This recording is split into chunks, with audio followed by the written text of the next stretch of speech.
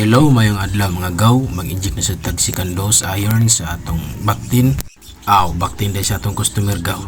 Ang second dose nga iron gaw is between 10 to 14 days. Nya ang castration per gaw is between 10 to 14 days, pero wala lang akong ipakita diri sa video gaw kay bawal man kang tatay meats. Ang iron gaw makatabang para dili ma-anemic ang atong Bactin. Mahimo nga antik sila ug maayo sila mokaon ug mahimong malig-on sab ang ilang immune system. Og maiwasan pod nato ang anemia gaw. Duga-duga naman sa test kalihukan no, pero nakatry ko gaw nga sa pag-inject nako sa Bactin na apil ang bukog sa katong dugay na nako nga customer. Ang resulta gaw is nagkiang ang Bactin, nagkatitanos ang Bactin gaw.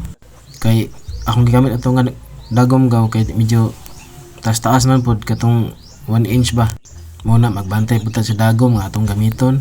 Akong gigamit ani nga dagom gaw is katong half inch kay sakto ra kayo dili ra maabot sa bukog ba. Nya ari gid ko mo tira sa may bugan gaw kay para safe gid kayo. Kay nakatry sa ko gaw og tira sa may liog nya na igo pong bukog mo to na balingay hinuon. Nya gaw maskin dugay-dugay na tas kalihukan nakatry pag ko gaw nga namatay ang baboy sa pagtira nako iron. Tungod kay sa Bactin pa lang siya gaw wala siya makatilaw og iron gyud. Mao na nga importante jud kayo ang iron sa Bactin pa lang sila gaw. Bisag gamay ra gayto akong gitira nga iron gaw pero patay gyapon wala kasugakod sa iron. So diyan ta kutob gaw. God bless.